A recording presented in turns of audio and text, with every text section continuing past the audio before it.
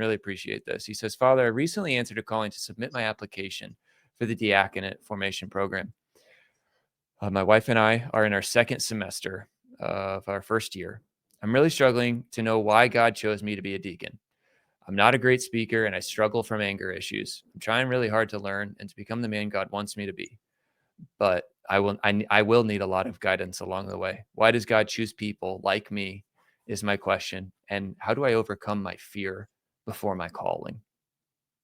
Wow, how beautiful. Thanks for your humility in acknowledging those things. I have to say I'm edified that you're honest. And I would say, it is a formation process. So at some level, God might have called you to formation. He may not actually bring you all the way to ordination. And there's no shame in that. I had 5 classmates when I joined the monastery, and I'm the only one left in that class. But a couple of them discerned out, got married, but they said the monastery taught them to love.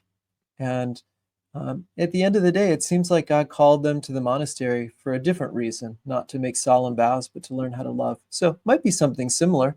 And so I would just really enter into the formation, continue to be really honest. And I think that your honesty, even asking the question, demonstrates how much you want to be transparent, and that will help the formation to take its full effect. And then at the end of the day, working with your honest limitations, God can do beautiful things like he did with Moses, right? He's a man of unclean lips. Or uncircumcised lips. It's a funny image. He's got a speech impediment. He's got his own hesitations. He's got his own failure. He's got this history of murder.